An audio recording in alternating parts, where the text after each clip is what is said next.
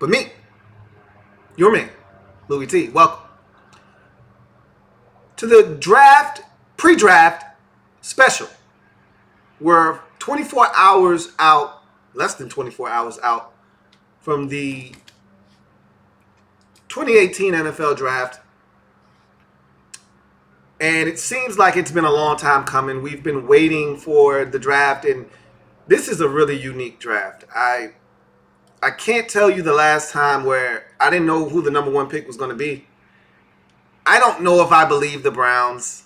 They've narrowed it down to Josh Allen or Baker Mayfield.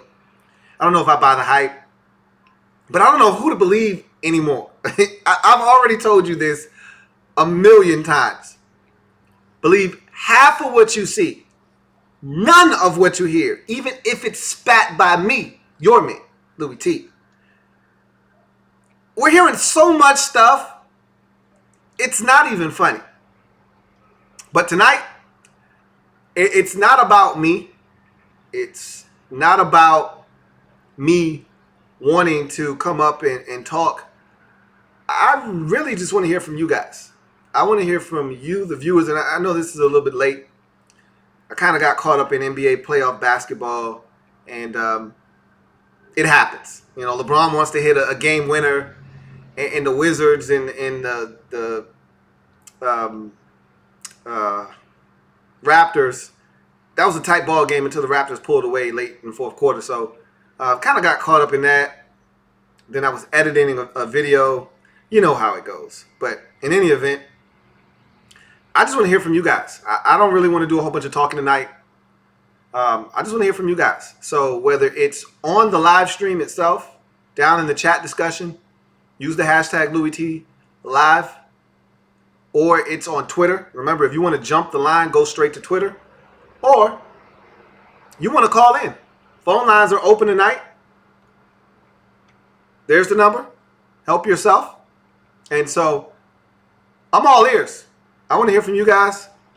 I want to know what you are saying about the 2018 NFL draft. Remember, before we even get into it tonight, tomorrow, 7:30, we will start with the draft pregame. 30 minutes before the draft takes place, we'll convene here on the Louie T Network live for the draft pregame.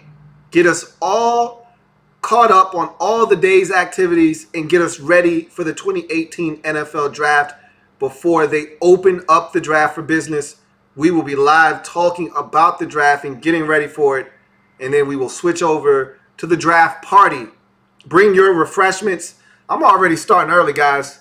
All right, tomorrow it will be wine and wine strictly, but tonight thought I'd treat myself to a couple of glasses of alcoholic beverages, and so I just want to hear from you guys. Tell me what you think. What's on your mind? What do you think is going to occur? What questions do you have? I want to hear from you guys. 2018 NFL Draft. Remember, tomorrow, draft party here live on the Louie T Network. Join us as we'll watch the draft and react to it together here on the Louie T Network. That being said, let's go to the comments and see what we got. Rodney Ray says, can't wait for the draft. I think that's just about all of us. Reese says, Lou, sing it with me. It's the most wonderful time of the year. Anwar Muhammad starts us off tonight, says, how many receivers go in the first round tomorrow night? If I had to take a swipe at it, I would say that no more than 3. I'm thinking 2 go in the first round as of right now. I could see a 3rd sneaking in, but right now the Ravens, because I don't know if they're going to get Des Bryant. They tried to sign him to a multi-year deal. He turned them down. I still, even though they just got Willie Snead, still think the Ravens, you know how their general manager, and this is his swan song, okay? You know how Ozzie Newsome likes to do. Hard for him to pass on an Alabama product. I still think Ravens go receiver, and I think the Cowboys are going to go receiver. So those are the two teams that I look at and say they're probably going to draft a receiver in the first round. You could see a third sneak into the first round. I highly doubt it. But we've seen stranger things happen, just like last year. 3 receivers in the top 10. Who knew John Ross is going to be a top 10 pick? Who knew Mike Williams is going to be a top 10 pick? Who knew 3 guys at the receiver position going to go in the top 10? We didn't suspect that last year, so we can't say I'm going with 2. That's my number.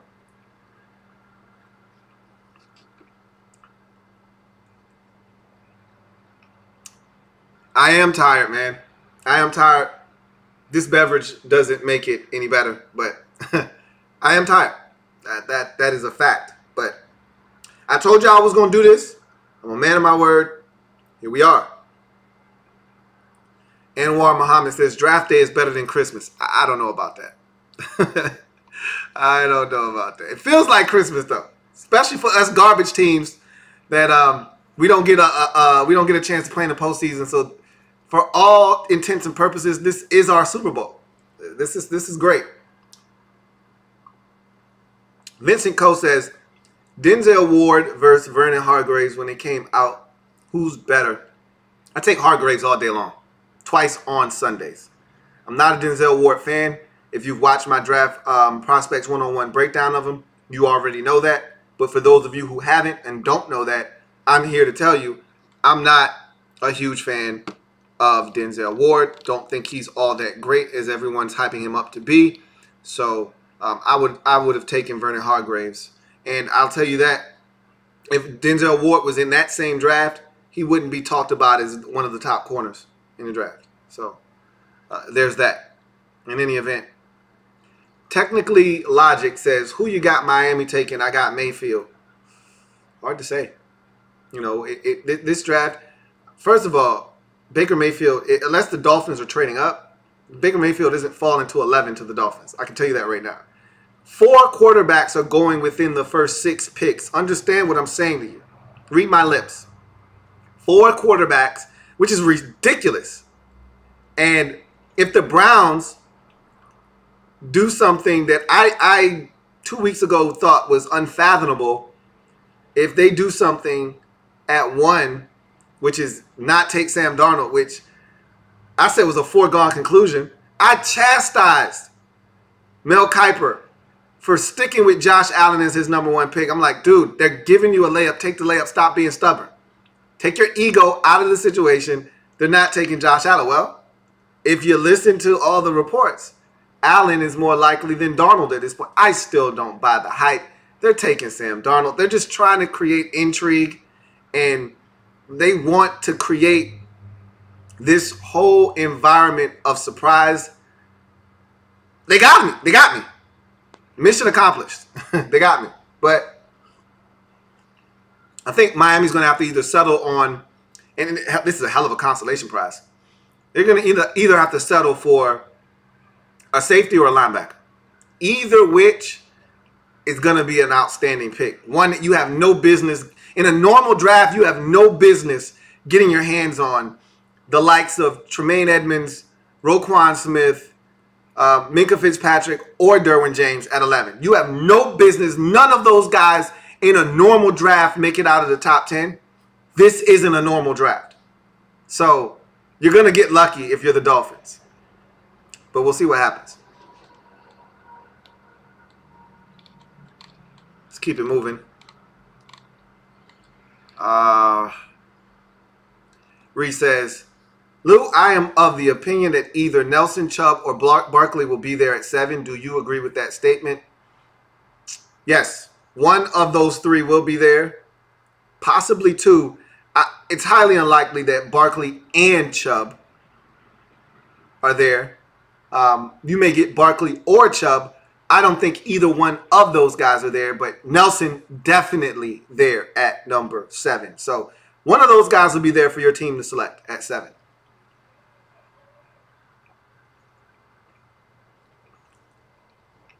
Hey, I got you, Sean Mack. Trust me, I got you, dog. Vincent Cole says, would you like to see Shaquem Griffin go to the Redskins? Which round do you prefer, and what do you think he can bring to a team? I see Shaquem Griffin coming off the board in round number 3. Late 2, early 3. Redskins don't have a third-round pick, so I can't see Shaquem Griffin being a Washington Redskin unless the Redskins trade back and pick up an additional second or a third. I can't see Shaquem Griffin becoming a Washington Redskin because Redskins don't have a third-round pick, and I think that's where he ultimately ends up going. Your boss says, the NFL always does some BS like this. Tell me how the playoffs and the draft happen at the same time. Of course. The NFL is an attention whore. I said the same thing about the schedule release. Like, why are you releasing the schedule right now? You got the draft coming up. There's so much hoopla surrounding the draft. There's so much attention being paid to the draft. Why do you need the schedule release right now? Why? Because they don't want the NBA getting too much attention for their postseason. They don't want Major League Baseball stealing any of the limelight. They don't want the NHL playoffs getting any love. They want all of the attention to themselves. They could have taken this schedule release, moved it to May, moved it to June. What's the difference? And the draft is always around this time. Now the draft, as far as I'm concerned, there's nothing they can do about it. The draft has to take place this early. Get these guys into these organizations. Get them a playbook in their hands. Get them acclimated to what's going on.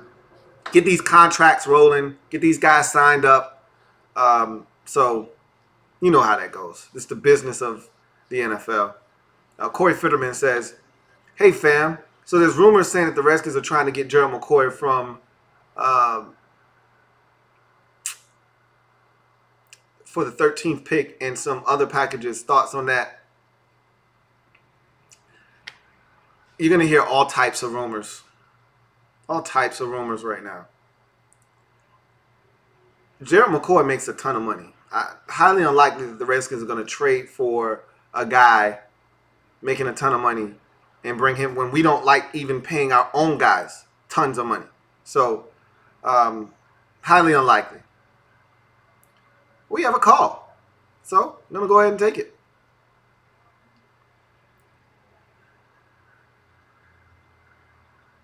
You're on the show.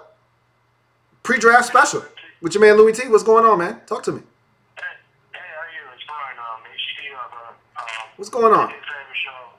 Big fan of the show, dude. Watching YouTube since day one, man. Appreciate that. But to talk about the draft, it's very interesting with the fact that the quarterback's going to be gone, and after that, it just becomes really interesting with defensive players, tackles, stuff like that. So I'm more curious as to who's going to be trading up more and who's going to be trading up down. And me as a Redskins fan, I hope we just sit put, I think that I firmly believe the Bills are trading up. They didn't do. I believe that too, but I'm just thinking more of like what would be that surprise trade up, like some team that you never thought would trade up. The team that we're hearing about, and I'm starting to hear it more, and it's gaining a ton of traction and steam right now. The New England Patriots are madly in love with Lamar Jackson. That is the report. He's worked out for them 2 separate times during this workout process leading up to the draft.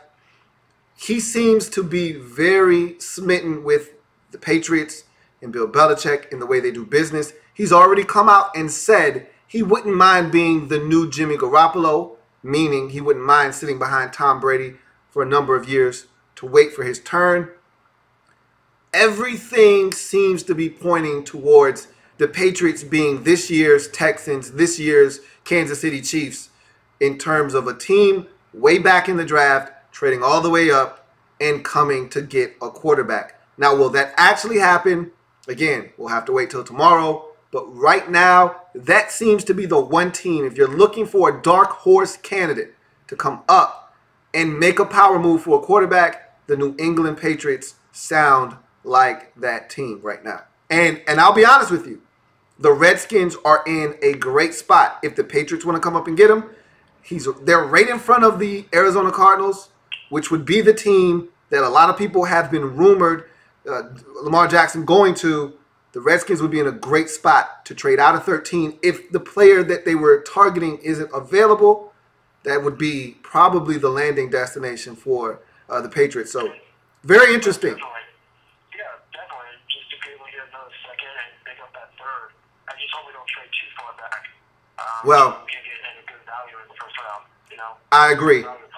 I agree. That's always the kind of the kind of dilemma you kind of find yourself in when you're trading back is how far back is too far. And the Patriots, their first pick in the first round, because they got 2, and that's probably what it would take to come up to 13 is both of your first round picks. They've got 23 and 31, so you would be moving back 10 whole spots. Is that too far back for you? 31 is too far. 23. That's debatable, and because of the fact that there's a lot of needs we need, mostly on the defensive side, a tackle, a late side, a corner, maybe a safety, but that like I said, it all shifts out what happens in the draft night. I mean, Derwin James, Ben Fitzpatrick, Vita Vea, Deron Payne, they're not going to go fall. They'll probably fall out in the top 10, and I'll be surprised. But they won't fall too far, you know what I mean? Because there's teams that will see them and want to get them. Yeah. That is very debatable at 23. But maybe if they do trade back in the second and third rounds, they'll probably pick up some nice prospects that people have been sleeping on. That could be potential, that could have first-round talent. Like with Xavier Moreau in the third round last year, who had first-round talent, but fell in third round because of his injury, Correct. Yep. I know what you're saying, Brian. Hey, man, I appreciate the call, man. Looking forward to watching the draft. Hopefully you'll join me tomorrow for the draft party, man. Yeah, I'll definitely be there, dude. Thank you so much. Hey, no doubt, man. Take care. Bye. A lot of intrigue, man. This draft is, I'm not going to lie to you, one of the most anticipated drafts in recent memory just because of the unknown. I've never been more excited about a draft because of the fact that I don't know. There's so many different storylines in this draft. It's unbelievable. What do the Browns do at 1? What do the Browns do at 4? All right, say the Browns do what I think they're going to do, even though there are reports that they're not going to do it. If they take Sam Darnold, what do the Giants do at 2? We know what the Giants will do if Darnold is on the board at 2. They're going to take him. But what if he's not there? Do they take Barkley or do they take Chubb? Word around league circles is that they'll take Barkley if Darnold isn't there. But who's to say? I don't know. What do the Browns do at 4? Do they trade out of 4? Do they take Chubb at 4? If Barkley's there, do they take him at 4? I mean, the possibilities are endless in this draft. I am so excited for this draft. We just talked about who's the wild card team that's going to come up in this draft. I know the Bills are coming up. The Bills didn't do all of these things leading up to the draft to not get a quarterback. I find that hard to believe. They didn't trade Cordy Glenn. They didn't trade Tyrod Taylor so they could start A.J. McCarron and not have a backup plan. It's fascinating. In any event, let's keep going. Let's check Twitter, though, before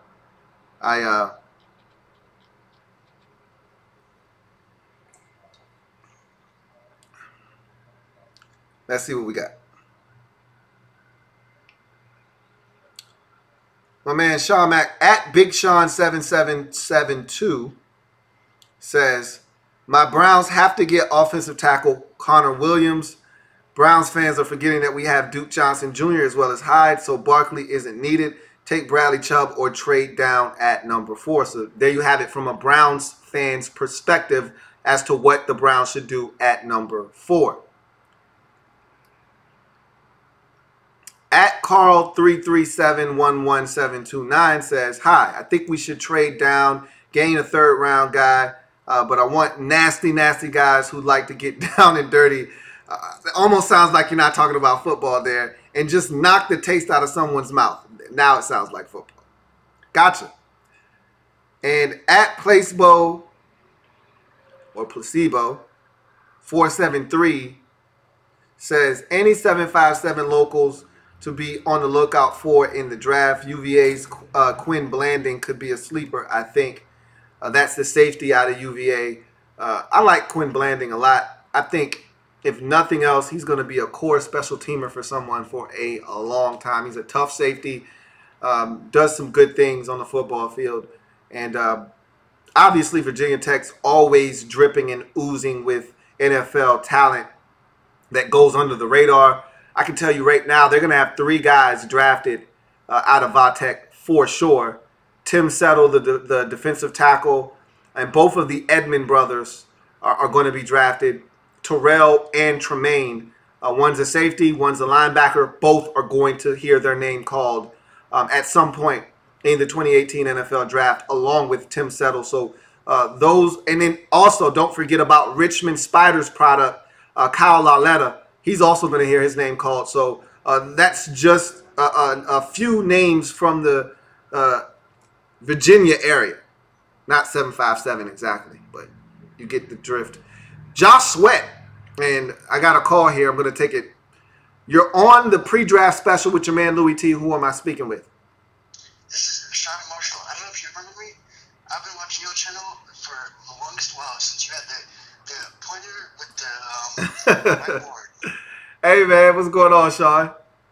Yeah, no, I just wanted to add, when it comes to, who do you think the Chargers are going to draft at 17? I've got some questions about what the Chargers are going to do. I initially thought the Chargers were going to go offensive line, which is what I put in my mock draft. But I could easily see the Chargers going corner as well. Jason Verrett hasn't been able to stay healthy. Even though we love his talent, he hasn't been able to stay healthy. And so I look at that as a position of need for them as well. And even though they've gotten some great production out of the free agent they signed a couple of years ago from Green Bay, Casey Hayward, they, I think, could use a corner. So it wouldn't shock me if they went corner. I think that when it's all said and done, if I'm not mistaken, the Chargers are 17th, correct? Yeah, 17th. Yeah. I think that you're going to have at least 2 top-tier corners available at 17. So it wouldn't shock me if they went corner. I've been hearing Josh Jackson rumored to them. They're heavy on his trail. But I still think that the smart move is to take an offensive lineman because of how bad it's been out there for them protecting Phillip Rivers. I remember years back when you had us projected. I know we're going back a couple years, but I've been watching your show for a while. But I remember when you had us picking the nose tackle from Notre Dame. Louis Nix, that's what his name was. Right. I remember that.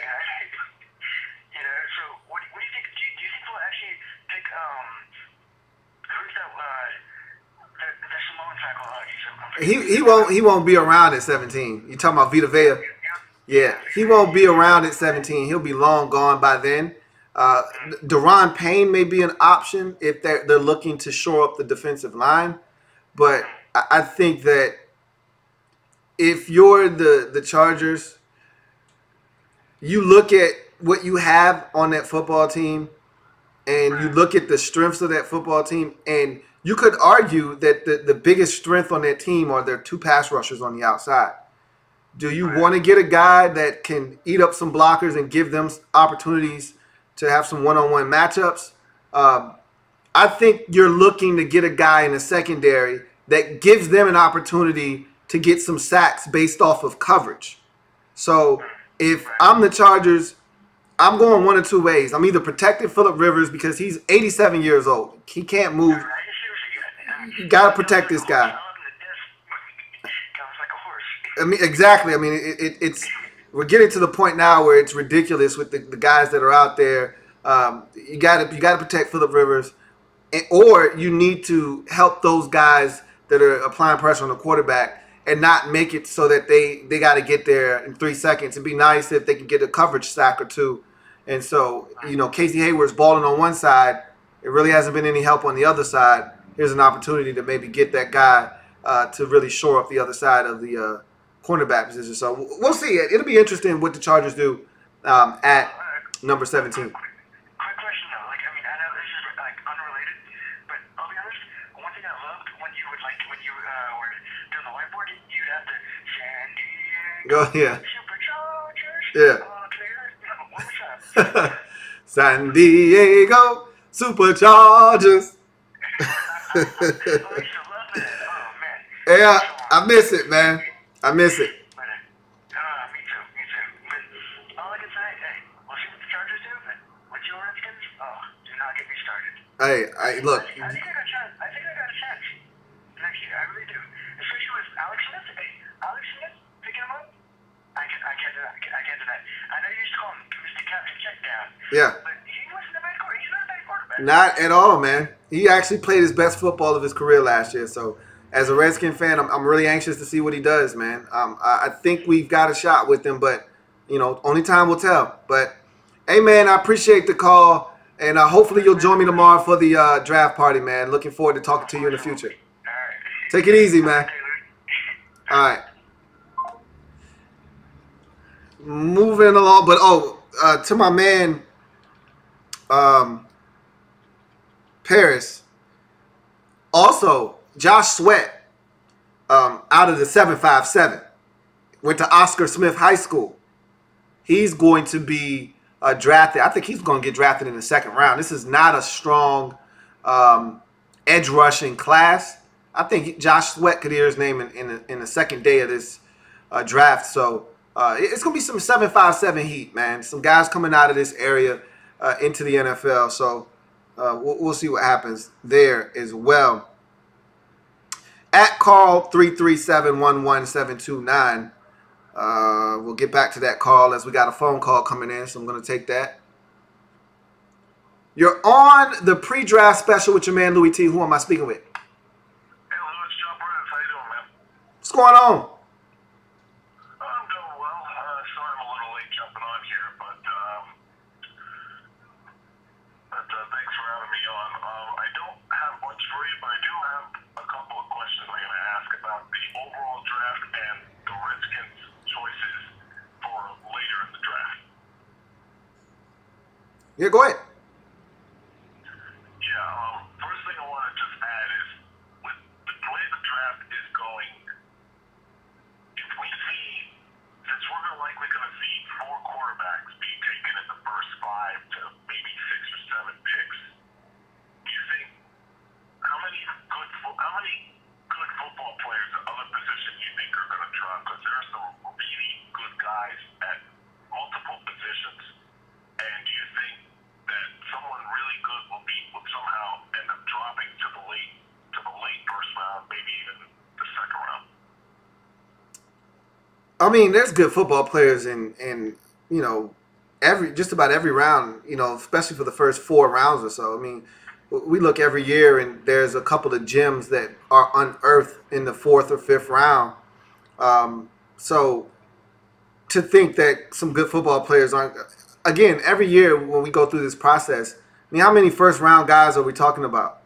80 first-round guys. Everyone's a first-round pick. Only 32 guys are going to be selected in the first round. So, obviously, good football players are going to drop to the second round. But to your point, this is a unique draft because We haven't had 3 quarterbacks go 1, 2, 3 since 1999. It does not happen very often yet. That could in fact be the case if the Browns don't go Darnold. 1. The Giants are going to take Darnold. 2. The Jets are definitely taking a quarterback. That's not up for debate. You could have 3 quarterbacks go 1, 2, 3 to start the draft. Again, hasn't happened since 1999. And so the fact that 4 quarterbacks are going to go in the top 10, and really most likely in the top 7, as you mentioned earlier, some really good football players that have no business dropping out of the top 10 are going to fall out of the top 10. It's just the nature of this particular draft. And so some teams are going to benefit because of it. Like I mentioned last year, the Saints had no business getting their hands on Marshawn Lattimore. He was a top 5 pick in my mind, top 10 for sure, but because 3 wide receivers went in the top 10 last year, the Saints got a gift. You saw the guy won Rookie of the Year on the defensive side of the football.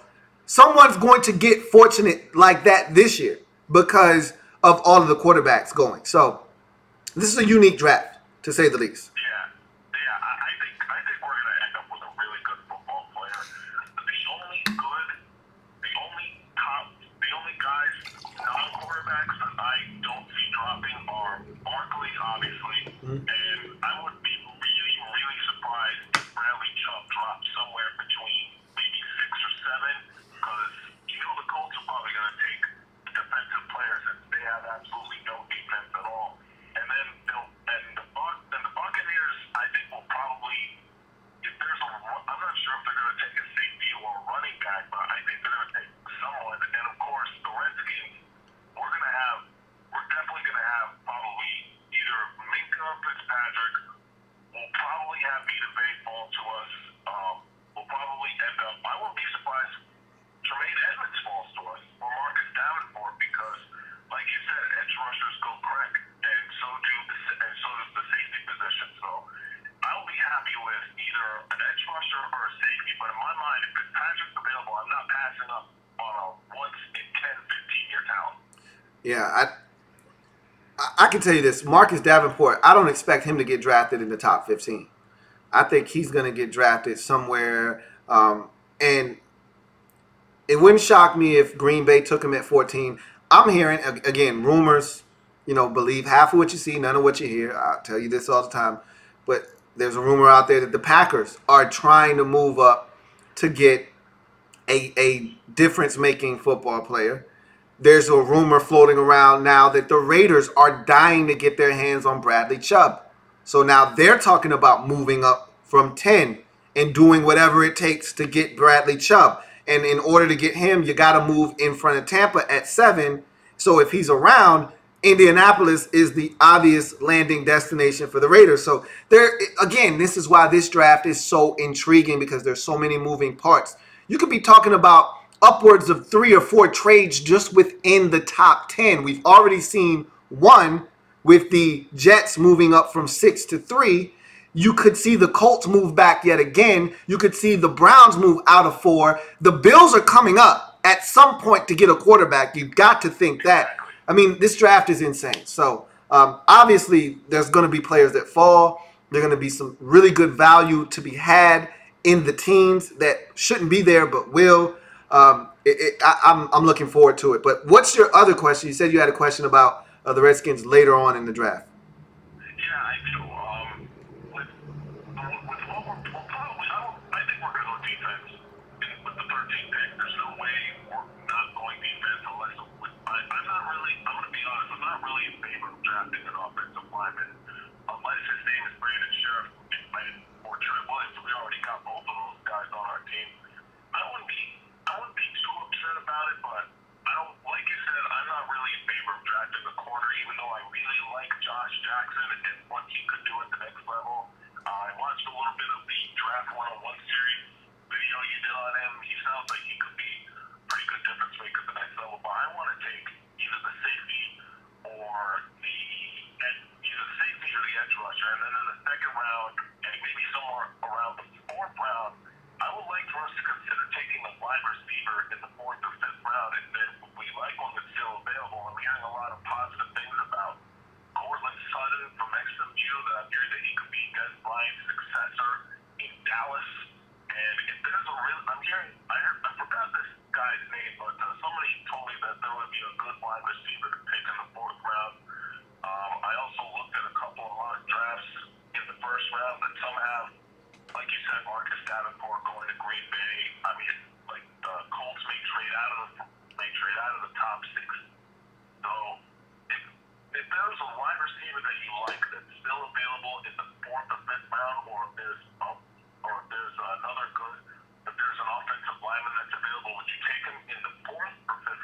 Yeah, absolutely.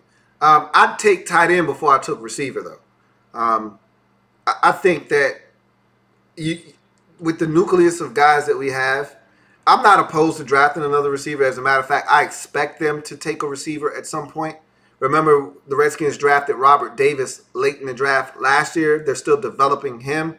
They re-signed Brian Quick. They signed Paul Richardson. So I think they feel good about the receiver position. I don't think they feel great about it, and I think adding another guy wouldn't surprise me. But tight end is more of a concern for me than the receiver position. So if they were going to go in that direction, I would be more inclined to say go get a tight end that can block, catch a little bit, and see if you can't bring that guy into the fold and compete for a roster spot there. But obviously, guard is a huge need on this roster, and that would be the wheelhouse.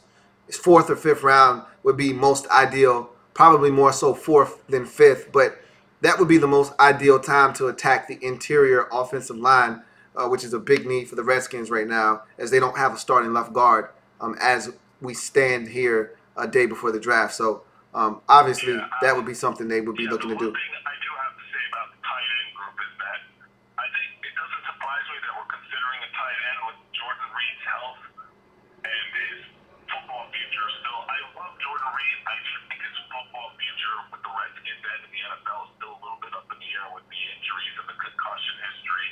We know Vernon Davis is likely heading into his last year within the NFL. I love Vernon Davis, but I think we should consider once Vernon Davis retires, we're only going to have one tight end. Now, Paul left in free agency. I actually just found out he went to Jacksonville.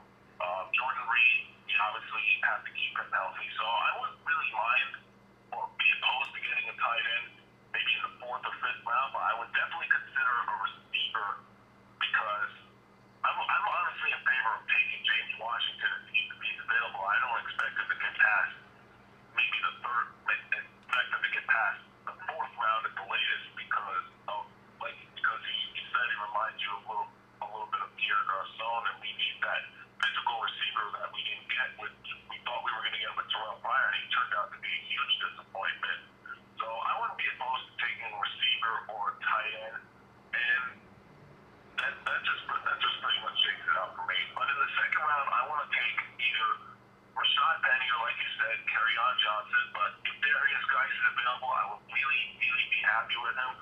I would also consider the running back from Georgia, not Nick Chubb, but Sony Michel, even though, like you said, he has some bumbling issues. I actually wrote down a mock draft a few weeks ago, and I honestly have Nick Chubb sneaking somewhere into the late first round because there are still some teams in the first round that needs running backs. I'm surprised that Nick Chubb isn't labeled as a first round pick. People have been going to like the second or third, depending on what the needs are. So, what's your pick? So, of all of the two running backs I mentioned, Rashad Penny or Kerryon Johnson, which one would you take, and what do you think could they provide for us that our current running game doesn't provide? All right. I'll take that one off the air. Hey, appreciate you calling in, John. All right, thank you. Yep. With Penny, he brings the element of speed, obviously. He's faster than any running back we have on the roster as it's currently constituted.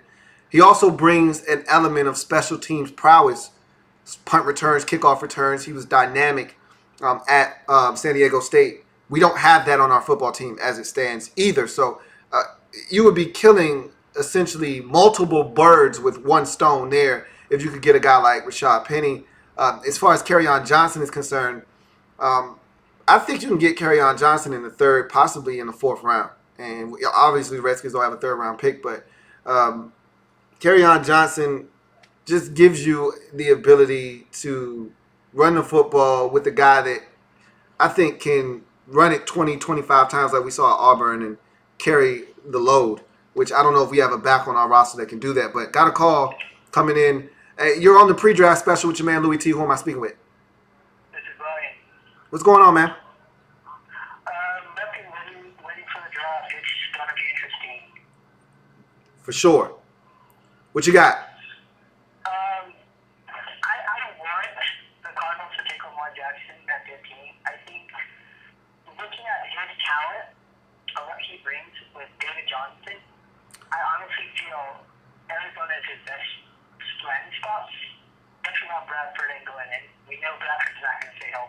Quinn's not our starter. He's a backup at best. So, but I don't think it's going to happen. If we don't, like, I've seen reports that we're trying to trade up to take Josh Rosen, which the only concern I have with Tim is his shoulder surgery and his two concussions, and does he love the game? If we don't get Rosen or Jackson, I think we have to go corner. Like, corner is our biggest need outside of quarterback. Is this BE? Yeah. Oh man, I didn't know it was you at first. What's going on, man? I look at the Cardinals, and to me, it would be a tremendous fit in Arizona, and with your new coach coming from Carolina, where he got to see firsthand what a mobile quarterback can do. It makes a lot of sense. You know what I mean? But at the same time, the thing that worries me about Lamar Jackson being drafted by the Cardinals is, as you mentioned, you know that Sam Bradford is going to get hurt. It's not a matter of if, it's when. And when he gets hurt, then Lamar Jackson is probably going to be pressed into action. It may be too soon. And then you take a guy that probably isn't ready to play, throw him into the fire. You could easily have a Deshaun Watson situation on your hands where he turns out to be a stud and you didn't expect it, but here he is. But you could easily have a situation where he's not ready to play and he turns into Blaine Gabbert or Blake Bortles. You know, and even though Blake Bortles is playing well now, the thought process when they drafted him was, hey, we're not playing him his entire rookie season. And in 3 games in, Chad Henne gets hurt and enter in Blake Bortles. The rest is history. So that's the only thing that scares me in Arizona. That they do, but at some point, teams are gonna try to take that away if they don't respect your passing game. But that's the thing that I have hope for if he were to land in Arizona, is that you got to worry about David Johnson, and when you start worrying too much about him, now you got to worry about Lamar Jackson. So that would be an interesting fit. That would be an interesting dynamic. But like you said, if you don't get Lamar Jackson or you don't get a quarterback at all, cornerback has been a problem for the Cardinals since you got Patrick Peterson, essentially. You haven't had a guy opposite of Pat P almost his entire career. I don't think we have. Like, outside of maybe Kamari, exactly. That's the one thing. That's the one guy I was thinking about. We haven't had that one. Right. So you went through a slew and a bevy of veterans. You gave Justin Bethel a try. That didn't work. You got to address it. So maybe this is the year you finally do it. We'll see. Maybe. But no, this draft, like, I can easily see quarterback go back to back to back to back, like 4 straight quarterbacks. I can see, even if the Giants are probably going to take Barkley if Donald goes 1 to the Browns. Mm-hmm. It's going to be interesting. Like, nobody's going to be able to predict a good mock. Nobody can get 5 correct picks on a mock draft. I'd be very surprised. The fact that we're going to have so many trades, it's just mind-boggling. Again, I've never been this floored and this confused and baffled and befuddled going into a draft. I usually have some kind of a feel for what's going to happen. You know, there's going to be a couple of curveballs in every draft. But this one is like you can't sit on any fastball. There's no fastballs to be had. Just a bunch of off-speed pitches, and you don't know what's coming. Slider, curve, you don't, a knuckle, change. I mean, you have no idea what's coming. So that's what's making this one of the most intriguing drafts in recent memory. So a shocker to me would be because the Patriots are reportedly very high on Lamar Jackson. Right. A shocker to me would be the Patriots trading up in the top 15 to whoever, maybe the Ravens, the Cowboys, somebody, and taking Lamar Jackson. Right. That would be a very shocker. That exactly, and like I was talking earlier about that, the Redskins are in a prime position to be a trading partner with the Patriots, because you got to get in front of the Cardinals at 15. The Redskins are sitting there at 13. Makes a ton of sense. We'll see. You're not going to have to get ahead of the Bills Bills and the Dolphins. Dolphins are 11? Yeah, Dolphins are 11. Yeah, Bills are 12. Yep. But the Bills have 2 first-round picks. Yeah. The Browns have 2 first-round picks. The Patriots have 2 first-round picks. Yep. Like, it's going to be interesting. Like, if I was down there, like, I still am sticking to this. The Browns need help with the quarterback and the rugby. I'm so adamant on this. Like, if they feel that Colin Titans are injured at running back, go ahead and take Darnold 1, and then trade out of the top, take up more arsenal, more ammunition to do damage with. If they don't feel Colin Titans is the answer, go Saquon at 1, and then you'll still get a damn good quarterback at 4. See, you can't do that because this is the thing. If you feel a certain way about one of these quarterbacks, then you have the ability. No one else has this ability. You have the ability to pick the one you like the most.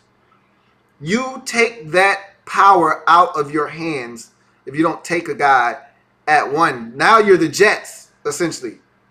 You're just like, we'll take whatever's left. Because the Jets wanted to get all the way up to 1. The Browns were like, well, we're not trading 1. Then they said, okay, well, we'll call up the Giants and try to get 2. The Giants said, well, no, we're going to stay here just in case the Browns don't take Darnold. But if the Browns do take Darnold, then we're open for business. If someone wants to give up, their next 5 drafts, then we'll trade out of 2. But the Jets just said, look, we don't care who you guys take. We're going to take a quarterback.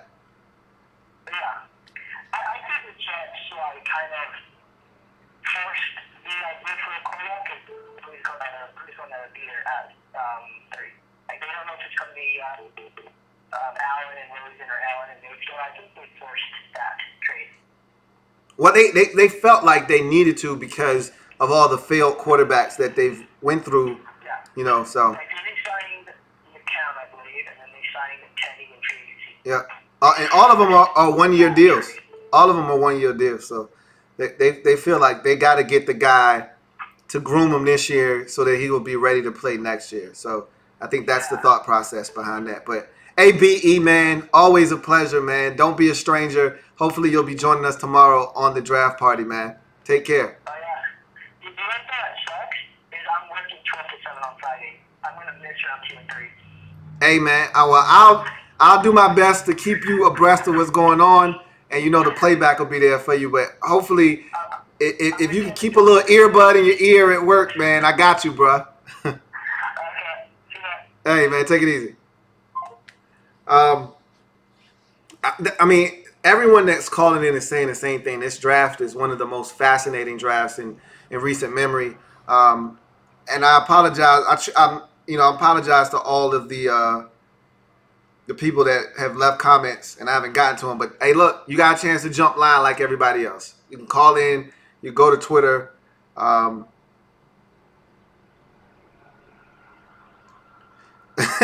man Sean Mack says I look like I'm about to pass out. I ain't gonna lie to you. I'm tired. These drinks aren't helping the situation at all. But I'm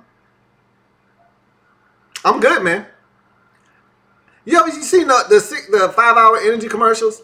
My battery over my head is probably on like 23%. So, in any event, got another call. Gonna go ahead and take it. You're on the pre-draft special with your man Louie T. Who am I speaking with? You're speaking with Jared, a.k.a. JCam99. What's going on, JCam? Not much. Here's my question for you. Obviously, the Bills are trying to pick quarterback. It's painfully obvious. But I'm going through a scenario where it's like, okay, the Bills fail. What if by some chance they just can't trade up and they have to go with another position at 12? Right. I have no idea what they should think at that point, so I'm kind of curious what your thoughts were on that. And my other question is, are you doing some sort of NFL mock draft competition? I thought I saw another video where you said you were going to do that. Okay, I'm going to take them one at a time. Let's take the first question. I just want to give you a heads up. My podcast that I'm dropping tomorrow I had a great guest from NFLDraftDiamonds.com. He's a huge Bills fan, so there is going to be a ton of Bills conversation on the podcast, so you might want to check that out. But in any event, at 12, if you can't get a quarterback, and if I'm the Bills, and my man Damon said the same thing, who I was able to talk to on the pod, he said, look, you got to do whatever you got to do. If you're Brandon Beane, you have to do whatever it is you have to do to get a quarterback. You can't go into the season with A.J. McCarron as your number one option at quarterback.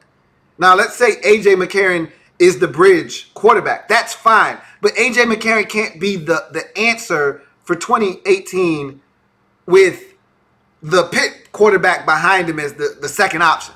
Like, that can't be what you go into the season with. So you got to find a way to get the guy. You know, you didn't trade Tyrod Taylor and trade Cordy Glenn to move up to get into a position to strike, only to have to make a selection to take a positional player. So from that standpoint, though, let's go with your scenario. You don't get the quarterback. To me, it's two positions. Logically, it's two positions. One, corner. Two, wide receiver. I mean, the guy you took last year in the second round was fighting for Jesus and bleeding all over the place. Just a month ago. So obviously, you need help at receiver. You know, and yeah, you got Kelvin Benjamin, and that was year one of him there. But receiver is still, I still think that cupboard is somewhat bare. But cornerback, you got Tre'Davious White last year. Who's on the other side? That's the problem. So also, what's starting to develop into a problem, but I think you may be able to address that if you don't trade 23, you may be able to address that with the second first rounder, is the interior of your offensive line is going to hell in a handbasket. Eric Wood retires. Now you got Richie Incognito talking about, hey, I'll play for the right price. Your interior of your offensive line is in shambles right now. So you could definitely use an upgrade there.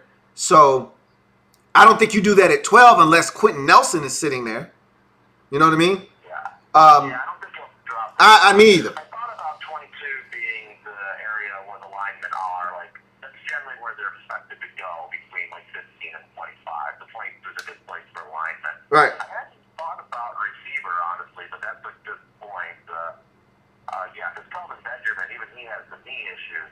Kelvin Ridley is right there. That would be I guess that would work out, I guess. So we have Vontae Davis a corner, but I mean, he could get hurt too. Yeah, I mean, and that's been his deal the last 2 or 3 years is he's been injured. You know, that's part of the reason he was on the market and available for you to sign prior to free agency, because the Colts had enough. This guy was never healthy, so I wouldn't rely on him as the other guy at the cornerback position. But again, if he's able to stay healthy, he's a viable option at corner. But he's no spring chicken himself. He's got to be right around 30 years old himself. So, the cornerback position, no country for old men. So, know how that goes as well. So, yeah, man. And the other question, yep. the mock draft. Oh, mock draft. That's right. I was going to do that. See, I had this grandiose plan to have a pool and, have it be like $5 entry. Have everybody send it in and do that. And what happened was the draft kind of got close and I wasn't prepared. Everything kind of I was scatterbrained. I had so much going on personally, professionally. It was just a lot going on and I was being pulled in a number of different directions. And so I just shut that down. It was another thing to put on the plate that I just didn't need to have to handle. So I didn't do it. If I was going to do it, I would have put out an announcement sometime last week for sure, probably more like 2 weeks ago, so that everybody would have had a chance to kind of gather themselves and figure out what they were going to do. Yeah, I watched your mock draft. Yeah, I had said it on the mock draft. I had the idea then. Going through the list. Yeah. I thought, wow, that seems like a fun thing to do. Yeah. Because have a group together just to compare your draft. Even that, Yeah. I think that's pretty cool. Yeah, I did it last year. It wasn't for money. It was just like, the winner got to basically had their team go first in the or second in the draft wrap-up series, so you don't have to try to go through the whole rigmarole of getting your team up there. But like I said, I had too much going on this year, so. Yeah. Well, thanks for taking my question. And honestly, man, you're one of the only YouTube shows I watch, and I've watched it from the beginning, and I've seen the quality go up over the years, and it's a real honor to talk to you. And I appreciate everything you do for football. You make football so much more fun to watch. Hey, man, I appreciate it, J-Cam, man. And it's viewers like you that make what I do fun as well. So, hey, man, continue to support, and I appreciate you, man. Take care. Hopefully you'll join me tomorrow for the draft party. All right, we'll do. All right, man, take care. You too.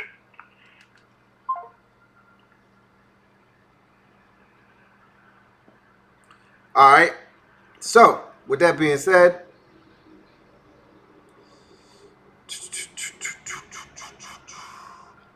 all right, let's get back to the discussion on the chat. And I know we way behind schedule here, but let's see. Vincent Cole says, I really like Leighton Vander Esch. Do you think he fits into my Seahawks? He can pair with Wagner and KJ Wright. I like Leighton Vander Esch as well. Here's the thing. I think the Seahawks have bigger issues than linebacker. Leighton Vander Esch would be a luxury pick that the Seahawks can't afford at 18. The Seahawks right now are in a different position than they've been in recent years. They're coming off a season in which they didn't make the playoffs. They're not viewed as one of the top teams in their own division. Some people even have the 49ers finishing ahead of them, which I think is preposterous. Even though I like the 49ers and what they're doing, they've got a ridiculous schedule. And I hate talking schedule in April, but their schedule, if guys are healthy, it's murderer's row. They're not getting off to the start that they need to make any kind of noise in the NFC West. That being said, you don't have any guys to come off the edge anymore. If I'm hearing that Cliff Avrill's neck is going to force him into retirement, you've got the Michigan product in the last year of his rookie deal. So he's probably on his way out. No more Michael Bennett on the defensive line. You got a bunch of interior defensive linemen. You just cut a guy that you spent the second-round pick on, if I'm not mistaken, in Malik McDowell. So he must have done something really stupid after giving up on him. What are we talking, 2 years in? So I look at edge rusher. You got nothing on the edge, coming off the edge. That used to be one of your strong suits, that you could just put that NASCAR package out there and have four guys that could get to the quarterback. With that noise out there in Seattle, it was impossible to deal with. Now you got nothing. No one's afraid of your pass rush. So I like Leighton Vander Esch, and I think he would be a great fit for your team, but you got more pressing needs than that.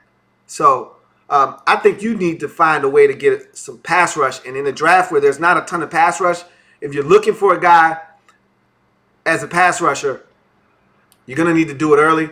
If you're looking for a corner, there aren't many long corners, which the Seahawks love. And we know the Seahawks aren't opposed to drafting a guy in the 5th, 6th round and developing him. But how many, you've done that. You've went that route. You've tried to be smarter than everybody else in the room. You've taken the guys late in the draft with the height, weight, speed, the requirements, and it hasn't worked out for you of late. So you got to stop doing that now. You got to stop taking defensive linemen, drafting them, and bringing them in and getting Tom Cable, who's no longer there. He's back in Oakland now, and getting your offensive line coach to convert them and switch them over to an offensive lineman. You got to stop doing that now. You got to actually draft real football players, because you can't get away with that no more. You're no longer the bullies in the division. All right, the Rams came and took your lunch money. Now you've got to get tough and go get your lunch money back. How do you do that? It starts with drafting good football players. It starts at 18. If you're the Seahawks, you either get you a long-rangey corner like Josh Jackson, who might still be on the board at 18, or you need to find a pass rusher. And if that's Marcus Davenport, knock yourself out. If that's Harold Landry, knock yourself out. But you need help getting to the quarterback. So that's what I would do if I'm the Seahawks. Reese says, Mike Hughes is underrated, Lou. He's intense.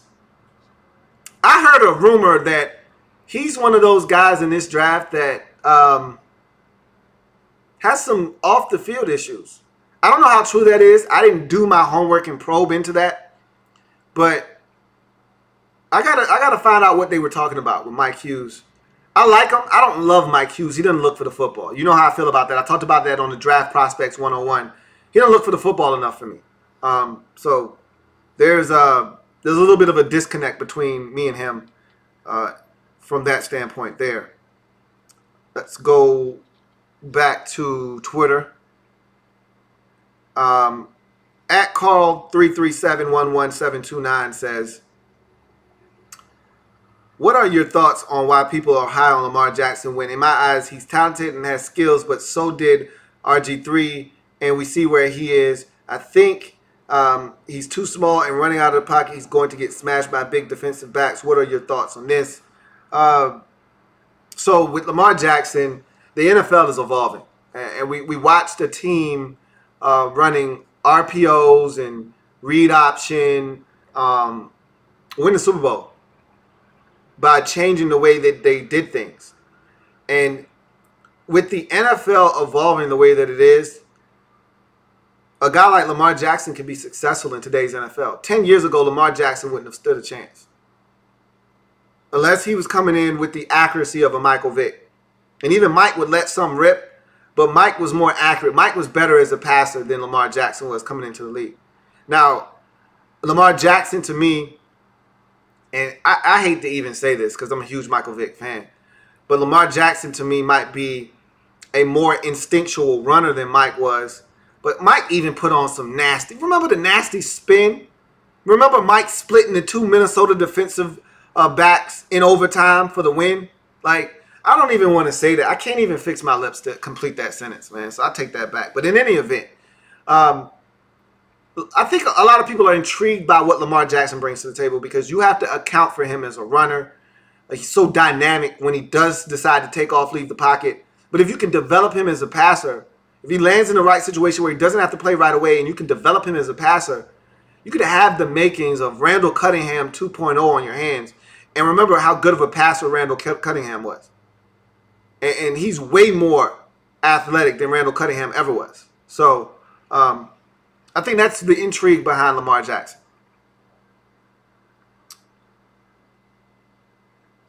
My fault, Carl. I just answered your question though.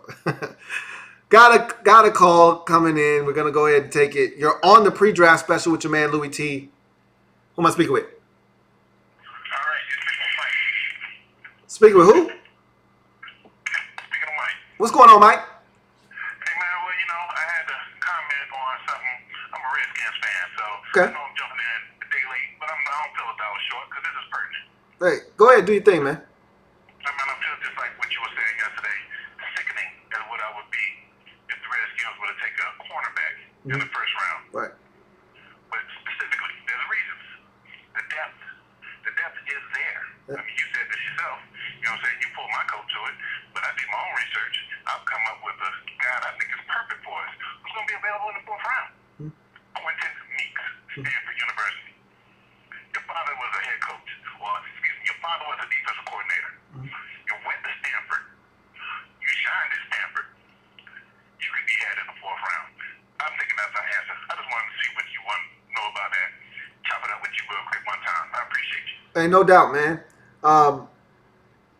That's what I'm talking about. There are guys to be had. Like, you don't have to spend an early round pick at the cornerback position because we're not hurting at that position bad enough for you to spend. Now, again, best player available, how high is this guy on your draft board, yada, yada, yada. I get it. I get that. And if, say, Josh Jackson is the best player available on the Redskins board at 13 when it's time to select, I understand that concept. But we're not hurting at cornerback.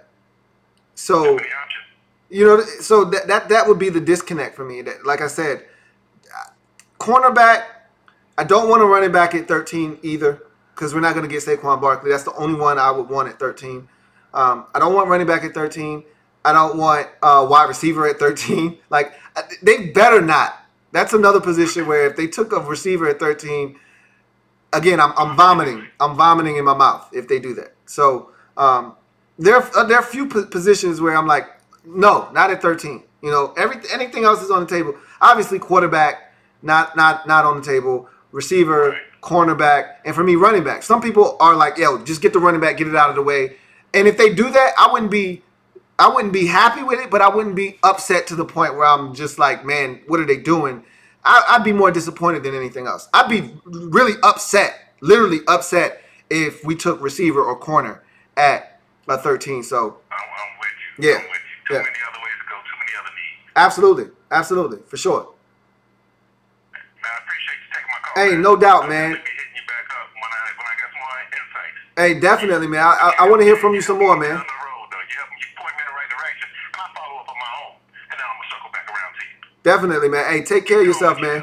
Appreciate it. Thanks, man. No doubt. Let's see now. Andrew Kim says, Mike McGlinchey is getting too hyped. Really wanted him at 16, but it might be Ridley or more, maybe even trade down for tight end. Mike McGlinchey it's amazing. When this process started, the first name everybody was yelling was Connor Williams. Then we started to hear a little bit of Colton Miller, the UCLA tackle. Now Mike McGlinchey is making that epic rise to the top, and I think he's going to be the first tackle to hear his name called. And I'm a Notre Dame Fighting Irish fan. I think Mike McGlinchey is good, but is Mike McGlinchey elite? I don't think he's elite. Quentin Nelson is elite. Mike McGlinchey is good. He's not elite. So we'll see what happens, man. I still think the Ravens, despite all of the moves they've made, John Brown, Willie Schneed, Michael Crabtree at receiver, there's still a place on the roster for a young guy. And remember, John Brown's only a one-year deal. I still think that they're looking to get a receiver early in the draft. It wouldn't shock me. You know, if they would have gotten Desmond to sign up before the draft, and all of a sudden you can go in a different direction. Well, because Desmond didn't sign on the dotted line, now they can't wait on Desmond. They got to make a move. And so I still think receiver is the most logical pick at 16 for the Ravens. Jeff P. says, you think there's any chance the Ravens take a quarterback and shake up the whole draft? Mayock has them taking Lamar Jackson. I don't think Lamar Jackson makes it to 16. That's the problem. I like the intrigue for him. And, you know, I tell people this all the time. I don't know why people act so surprised when we have these comments. And we do this every year. Quarterbacks get moved up draft boards faster than any other position. So when you look around and you see all of these quarterbacks coming off the board, I told you on my podcast, I posed the question. I said, true or false, 6 quarterbacks go in the first round. And if you're not listening to my podcast, shame on you. Shame on you. You should be listening to the podcast. Some really good stuff going down on the pod. I've had some guests of late. Had a really good episode last week with a draft guru that was outstanding from over at climbthepocket.com. So you guys should be checking out the podcast if you're not. But quarterbacks move up the draft board every year. Every year. Happens every year. So don't act surprised. You knew Lamar Jackson was going to move up. And like I said, I fully expect someone to pull the trigger. And it may be a team coming back into the first round to do so. Someone's going to pull the trigger on Mason Rudolph in the first round as well. And you're going to see a total of 6 quarterbacks go in the first round. Wouldn't shock me. In the least. So, Ravens taking Lamar Jackson sounds good, but Mike Mayock isn't taking into consideration trades, and nor should he. It's impossible to predict trades. People that try to do that, good luck to you. Bless your heart. Someone's going to take Lamar Jackson, whether they got to trade up or the Cardinals take him at 15 or the Dolphins take him at 12 or 11. Someone's going to take Lamar Jackson earlier than they should.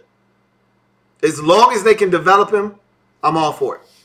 I just don't want him going somewhere where he's going to have to see the field earlier than he should because he needs time.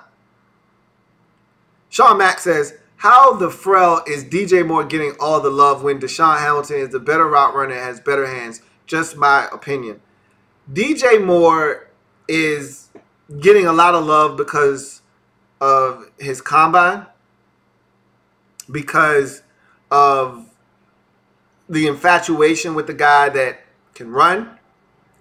The guy has the body type to be a difference maker at the next level. And scouts love DJ Moore. And when you get into that community and you keep hearing the same name over and over and over and over again, that guy's name starts to resonate and he gains traction. And that's what's happening with DJ Moore. I'll tell anybody that'll listen, Anthony Miller is the better prospect. But that's just me. But DJ Moore, I like DJ Moore. I don't love DJ Moore. His tape wasn't all that great to me. And again, I told you, his tape was hard to evaluate just because of the quarterback situation at Maryland. It was abysmal. The last 2 years. Not just last year, the last 2 years. It was abysmal. But that being said, there were still drops with catchable footballs. And I didn't see what everybody else was seeing. He's good. He's not a top prospect to me. But that's just me. Stevie D says, woo! Tomorrow is Christmas for grown-ass men. I'm already drinking, got the next 2 days off. Damn. You better than me. You better than me. I wish I had the next 2 days off. At Rio_Gregory LS says, I've been hearing a lot of news about Sony Michel slipping. Do you think he makes it to 44? And should we trade the 13th pick for the Patriots' 2 first-rounders? Sony Michel, it's possible. Okay, with the running backs, anytime you get a position that's deep, and running back is considered deep in this draft, anytime you get a position that's deep, what tends to happen is teams look at that position and say, hey, we can get one a little bit later on. Let's take this defensive lineman because he won't be around later. Let's take this tight end because Hayden Hurst won't be around later. All right, let's take this receiver because these receivers, it's not a bunch of good ones in this draft. They won't be around later. Let's take this edge rusher because he won't be around later. We can get one of those backs later. And so you start to see that position get pushed down further and further. Now, when there's a run, there's a run. Okay? Once a couple of teams come up and say, hey, we're going to stop all that nonsense. Let's get this back real quick. We saw it last year. The backs got pushed down. And Fournette went. And was there another first-round back? I don't think there was another first-round back. And it was a deep draft class. Fournette, and I talked about, and again, there could have been another back or two that went in the first round. I just don't remember. But I don't recall another back going in the first round. In any event, you look at Alvin Kamara, and I was screaming from the rooftops. This is a first-round pick. He went in the 3rd round. You know why? Because everyone else is saying, hey, we can get a bat later.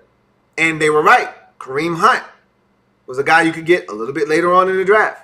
So that's the thought process when there's a lot of guys available at that position. So it's not out of the realm of possibility that Sony Michel does, in fact, fall to 44. I doubt it, though. I seriously doubt that Sony Michel is available at 44. Now, to your other question, yeah, I would trade the 2 first. Again, it's all about circumstance. All right? I got to know who's available at 13 before I could talk to you about trading out. If you're telling me Tremaine Edmonds, if you're telling me that Derwin James or Minkah Fitzpatrick are available, those are the only 3. Or Roquan Smith. Those are the 4 guys. No, I don't want to trade out. I want to take one of those guys. I want one of them. If those guys aren't available, and you got to think at least one, if not multiple, of those guys are going to be available, then I would want to trade out. But here's the thing. it's enticing to get 23 and 31 because then you can address two positions and then address guard. And then that not having a third round pick wouldn't be as impactful because you could get Deron Payne will still be around at 23 and Geis might still be around at 31. And that's the two players the Redskins really want. And then you could turn around and get you a guard at, say, 44. Maybe it's Billy Price. Maybe Will Hernandez will be gone by then. But Isaiah Wynn probably be gone by then. James Daniels probably gone by then. But who's to say a Billy Price, isn't around then, and you take that guy, and all of a sudden, boom, all of your major needs have been met within the first 2 rounds, and all of a sudden, not having that third round pick isn't that big of a deal. So that's a way to look at it. But if you can get an elite prospect at 13, I would take the elite guy over 2 prospects later on in the first. So that's just my thought process. Ghosted says, should the Chargers draft Florida kicker Eddie Pinheiro if he's available in the 7th round, maybe 6th? Look, they got to fix the kicking position, man. I don't know enough about Eddie Pinheiro to tell you if you should or shouldn't. I've got to do my homework on him. But they've got to do something at the field goal. They can't go through another season like they did last year. At this point now, you can't lose games because of your field goal kicking position. So they've got to figure that thing out for sure. At Big Sean 7772 says, that once NFL coaches get a season of game film on these fads, they become useless, a.k.a. the Wildcat. I'm going to tell you this much. The Wildcat was easier to stop. RPOs are going to be a little bit tougher to stop. It's going to be a little bit tougher to wean those out of the game. We'll see, though. Like you said, generally speaking, unlike college, these defensive coordinators eat, sleep, breathe football all day long. So we'll see. At Big Sean 7772 says, you and I are always screaming about a player, and 9 times out of 10 we are proven right. Who is your guy in this year's draft class? I don't know if I have one. I was talking to somebody about that the other day, Sean Mack, that I don't know if I got a guy that I'm banging the table. Okay, I'm lying. There's one guy in this draft I'm banging the table for. It's Anthony Miller, man. Someone's going to get themselves a hell of a football player in Anthony Miller. I'm telling you, the dude is competitive as the day is long. The dude has extraordinary hands. He runs precise routes. And no, is he a speed burner, speed demon? No. But this guy has a chip on his shoulder the size of Texas. And I'm telling you right now, he's looking to bust the guy in front of him, his ass, on a snap-in, snap-out basis. He's competitive as hell. Tough as nails. I love me some Anthony Miller. That's the guy I'm banging the table for this year. Andrew Kim says, best fit for Josh Jackson. I see him going to Carolina, but I don't know if he goes top 20. He'd be a great fit in Carolina, especially after they traded away the corner from West Virginia, who then was released by the Eagles because he got arrested. Then they had the whole failed physical fiasco with Bashad Breeland. They need a corner. Be a great fit in Carolina, but I don't see Josh Jackson being around at where are the Seahawks? The Panthers, 24. I don't think he's going to be around at that pick for them to take. Reese says, I was right about Vernon Hargreaves, Lou. He stinks. I don't think he stinks. I just think he needs, one, he's got to stay healthy. 2, I just think he needs to have a situation that's stable around him. And he needs confidence. That's the biggest thing. When guys lack confidence, you see them struggle. I think he's just lacking confidence. And if he can just stay healthy, I think he'll have some confidence. He'll be okay. Don't give up on him yet. This is the thing that people tend to do too quickly. You guys love, I don't do this. Guys love to give up on prospects early. Because you look around, stop looking at other people's stuff and thinking that your stuff is supposed to react and act as someone else's stuff. Everybody's players, each player is a unique individual entity. They're like snowflakes. All right? Every player matures and evolves at a different rate. Ask Raiders fans about Nnamdi Asomugha. He didn't evolve and mature into the guy that ultimately was one of the best corners in the league for a good 3-4 year stretch until like year 3 of his career in Oakland. First 2 years, he looked like a bum. Third year, like 8 interceptions, 9 interceptions, rest is history. Some guys come in the league, hit the ground running. Others, it takes a while. Don't give up on them yet. Your boss says, I think Isaiah Oliver is the #1 corner in this year's draft. I love his length. He reminds me of Dick Sherman. I agree. If you were asking me who's my #1 corner, that's my guy. If you watch my Draft Prospects 101, then you already know that. That's my guy. Isaiah Oliver at the cornerback position is my guy. But I don't think everybody agrees with me. So,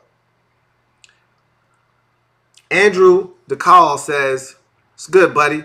Who is the sleeper that you like at the safety position this year?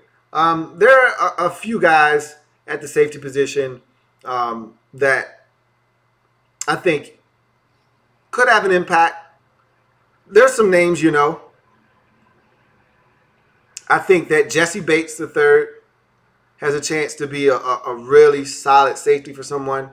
But the guy that I think, and he's not a sleeper, but I think he's got a chance to really change the game for somebody if he's put in the right system, on the right defense, and utilized correctly, is Reed out of Stanford. The brother of Reed, that the 49ers ex-safety that can't get a job that's being blackballed right now. Justin Reed out of Stanford, to me, is the guy that I think has first-round potential. Wouldn't shock me if he went late first. Probably going to go day 2. I think that's the guy that has a chance to make a huge impact in this draft. There's some other guys, you know, that you can get later on in the draft that may end up being really solid prospects. But that's the guy that I'm looking at and I think has a chance to really do some things in this draft. But again, we will see. Andrew Kim says, who is going to be the first safety taken after Fitzpatrick and James? I think it's going to be Justin Reed. I think he's the next guy in line. Or, I take that back. Ronnie Harrison out of Alabama probably will be the third safety taken in this draft. Then Justin Reed. But you never know. Who expected the USC cornerback Jackson, Adoree Jackson, to be like the second corner taken in the draft after Marshawn Lattimore? Who thought that was going to be the case? So every year we get surprises. We get curveballs. Remember 3 or 4 years ago, Jawan James, Dolphins tackle, was taken in the first round. Everybody's like, who? What? Where'd this guy come from? So we see it every year. You know, no one had Jawan James out of Tennessee going in the first round. But every year we get a curveball somewhere in the first round. We had a ton of curveballs last year. 3 receivers in the top 10. Adoree Jackson at 15 to the Titans. Ton of curveballs last year. What's the curveball going to be this year? I don't know. We will see. But moving right along, let me check Twitter real quick. I got a feeling. At Big Sean 7772 says, my voice is hurting from screaming about offensive tackle Connor Williams so much, but who I like even more than him is the cornerback Oliver from Colorado. The dude is long and has ball skills. Hope my Browns get both. That's my guy. So we screaming about the same guy again. Yet again, Sean Mack. We on the same page. We here. Isaiah Oliver, that's my guy. That is my dude in this draft. Faux show at the cornerback position. But moving right along. Let's see. Skipped a whole bunch of comments. Where we at? All right.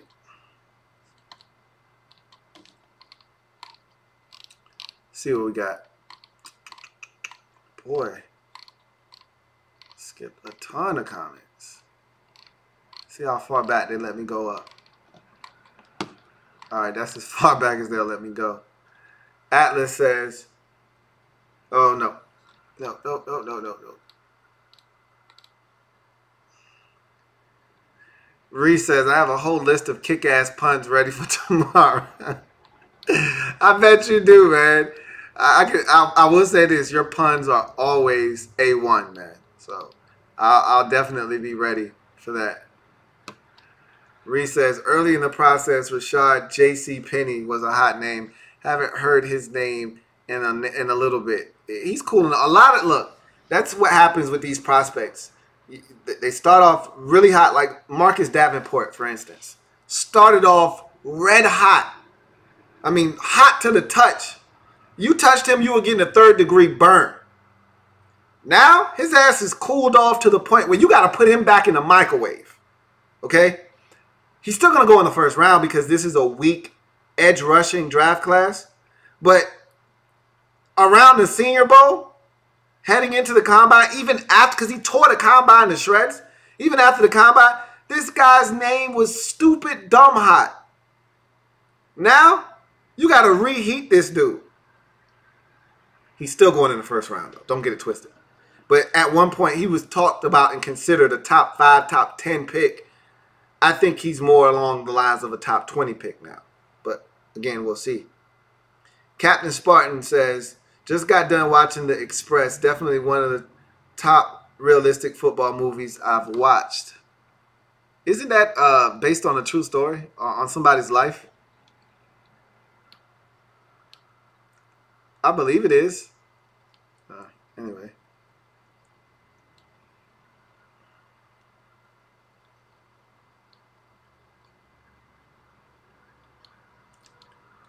Keep it moving.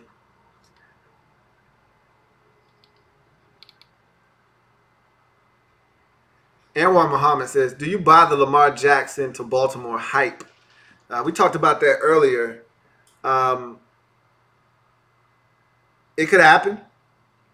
I just don't see Lamar. You know what would be interesting? Is when a situation like that comes up, I always want to see if that player is available at that team's selection, what they do. I want him to be available at 16. I want to pull the Ravens card and see what they're really thinking. I don't think they would pull the trigger on Lamar Jackson. So, no, I'm not buying the hype. But I don't think he's going to be available. But I would love him to be available so that I could see if they really were serious about it. That's the only way to find out. We hear a ton of rumors leading up to the draft. The only way to find out what was true and what wasn't is for that player to be available at that team selection. So, you hear about if this player is here at this team's draft pick, he's not getting past that team. Oh, yeah? All right, well, let's see if he's on the board at your pick and let's see what happens. Let's see how true it is.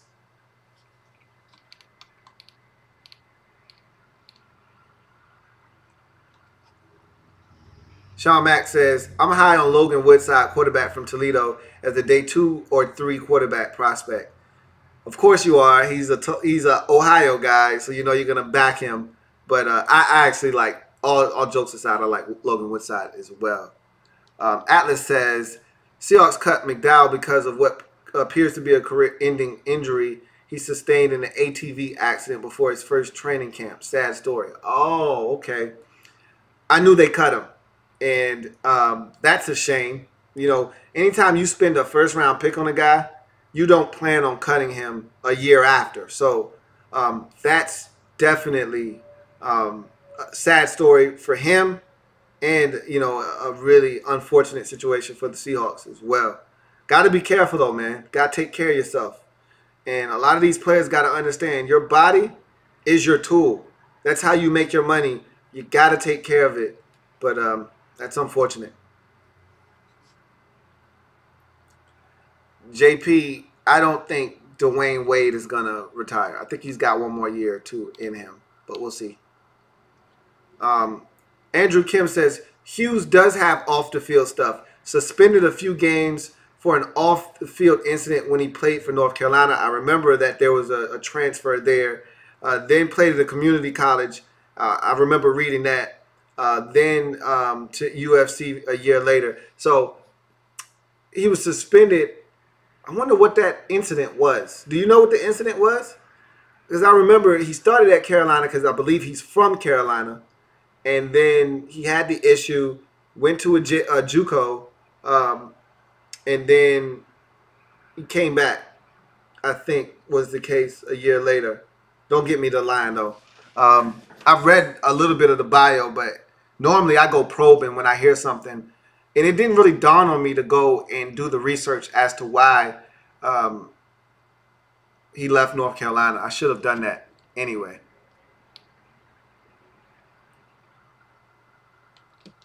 Atlas says, sorry to say, Louie, but Josh Allen has bust written all over him. He's Jay Cutler without the memes. Man, my man Josh Allen, everybody's been coming to Lamar Jackson's defense. And there was an anonymous NFC GM that said he can't play. When he throws the football, he hopes. I mean, again, that's this draft shit where you don't know what's real, what's fake, and everything's anonymous, so you can't put a name to it. But whatever.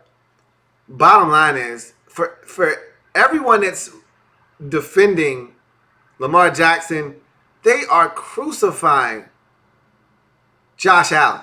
I've heard more people. Every time I ask somebody, who you not buying the hype on? The first name that comes out of their mouth is Josh Allen. I'm going to defend Josh Allen until the cows come home. Because everybody wants to call him Jay Cutler. I think that if he's given an opportunity in a system with some talent, he's going to shine. Now, you put him on a team with a bunch of bums, like his last year at Wyoming, then yeah, he's going to look like Jay Cutler. He's going to do some really irresponsible things with the football. He's going to try to win the game by himself. He's going to try to fit the football into some tight spaces that they don't belong. He's going to make a ton of mistakes. You put him on a team with some talented football players, and he's able to play within himself, he's going to show all of y'all who think he stinks and thinks he's Jay Cutler 2.0. But I'm rooting for the guy because I don't think he's the best quarterback in this draft class. Let me get that straight right now. And I'll unveil my top 23 tomorrow on the draft coverage. And I'll talk about my top 5 prospects for just about every position, either on the podcast or on the show tomorrow. We'll see whichever comes first. So I'll let you know who I have rated where at that time. But let's see what we got, if we got anything on Twitter.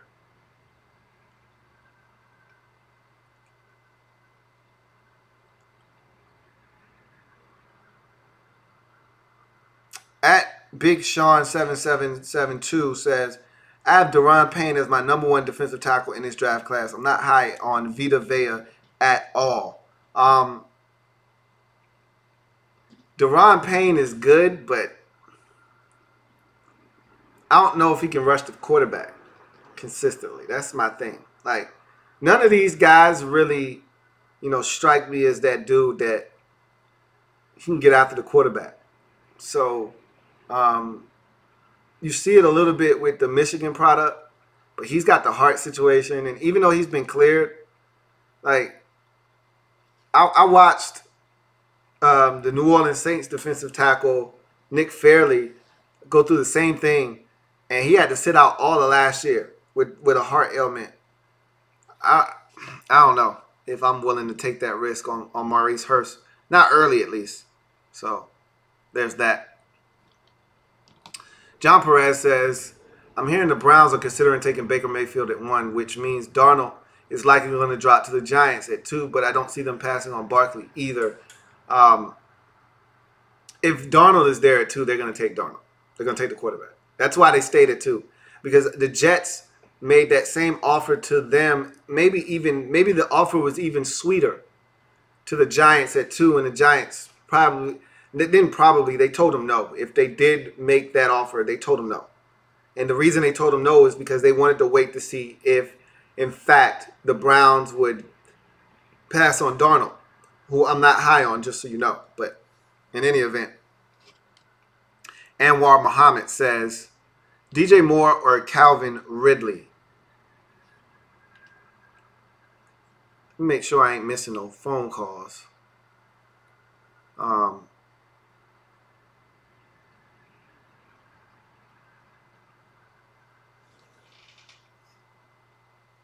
me see.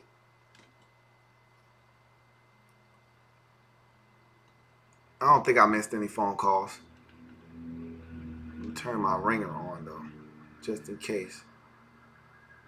DJ Moore or Calvin Ridley?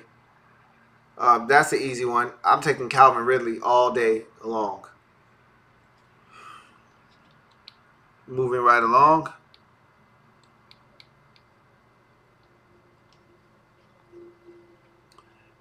Reese says, fun fact, Mike McGlinchey and Matt Ryan are cousins.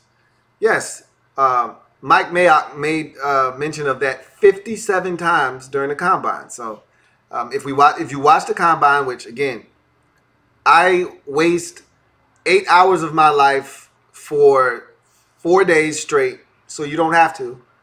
So maybe you didn't, but I did, and so I was already privy to that information. But thank you for sharing with us, Ree. Appreciate that. Andrew Kim says, with the negative media attention surrounding Geis, I think he's going second round, but he really shouldn't. You know, there's been this whole thing about Geis and how he lied about the questions about teams asking him, was he gay? Was his mom a prostitute? Those were among the questions he was, quote unquote, supposedly asked by teams.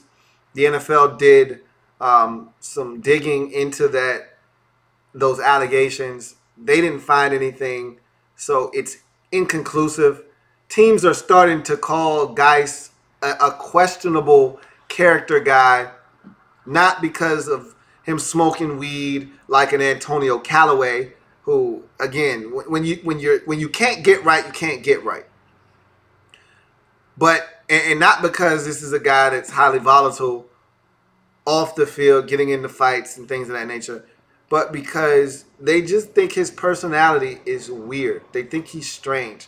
Maybe they actually think he might be a little gay. I don't know. Maybe that was a real question. They think he's high maintenance, though. I've heard that. That's the term I keep hearing. He's high maintenance. He's a guy that you're going to have to stroke his ego. He's a guy that's going to need reassurance constantly. He's a guy that teams are a little wary about. I don't know. That's interesting. It's amazing that over the last couple of days, his name is starting to get dragged through the mud. Is Darius Geis, and I think you might be right. Some teams might be souring on him, and he may fall to the second round because of it. I didn't have him going in the first round before it. If you remember, my mock draft didn't have him included. I only had one back going in the first round, and so it wouldn't shock me if he didn't go in the first round. So we'll see what happens.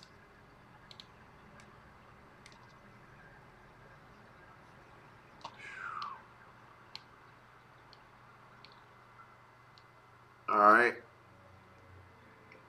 Adonde Scrubs says, who is the best outside linebacker in this draft? I hear Chubb is more of a DN, so Edmonds, Roquan, or dark horse Esh.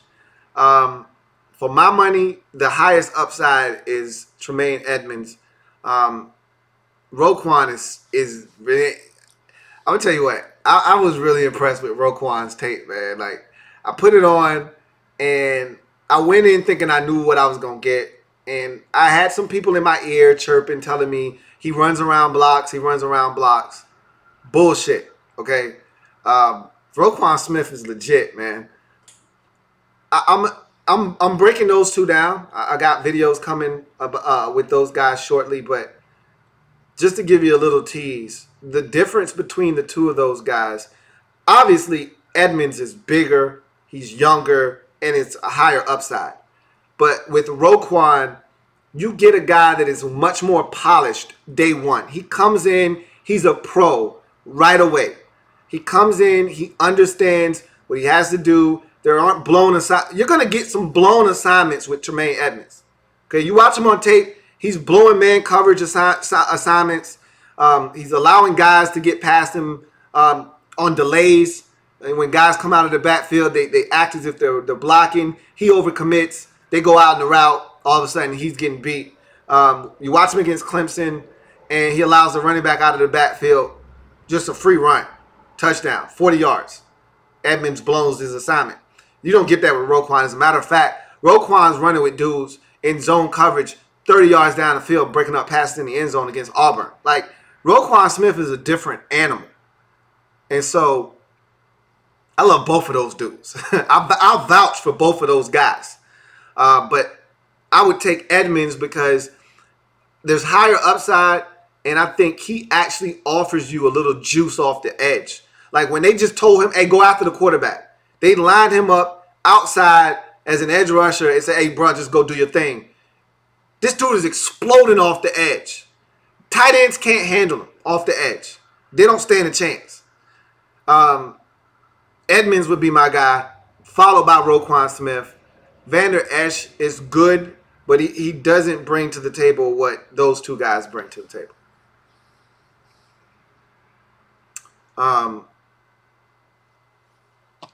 Let's see what else we got.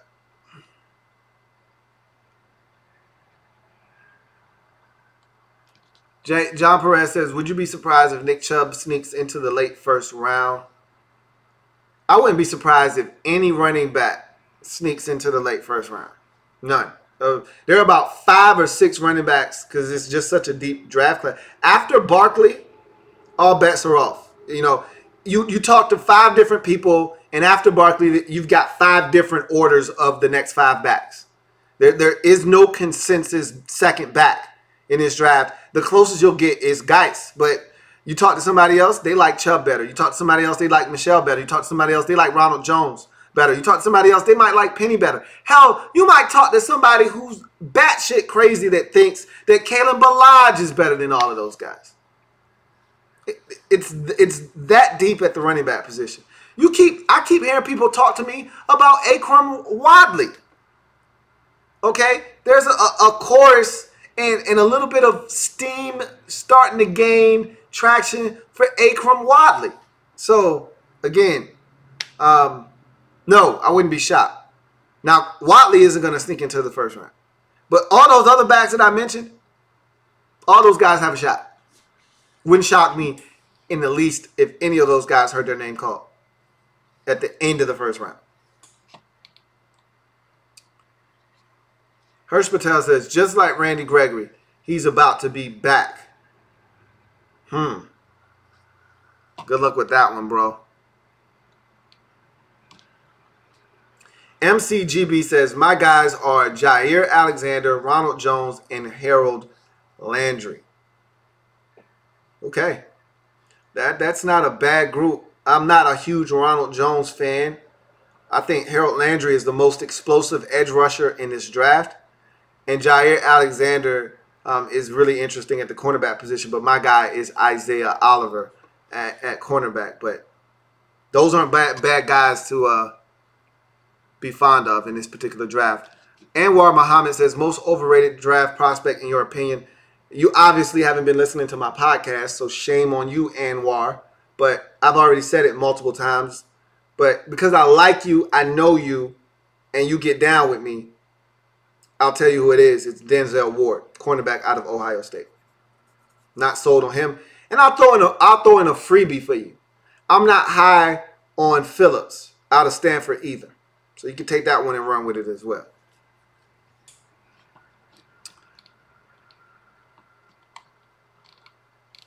See what else we got.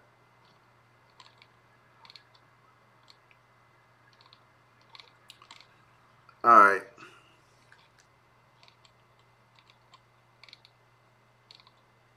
See what we got. Here we go. Check Twitter real quick.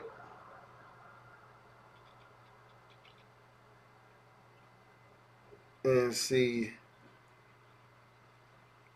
At Big Sean 7772 says, "Who am I not buying? Cornerback Denzel Ward. Pains me to say that as a Buckeye too." We on the same page again, man. At hit_man 1995 says, I'm gonna ask McDonald's if on Saturday they can put the NFL draft on the TV they have inside so I don't miss the draft. Think they will do it? LOL. I don't think they're gonna do it. But hey, man, there's only one way to find out, man. What's the worst they can do, right? The worst they can do is say no, right? I mean, I'd rather find out than not find out. So,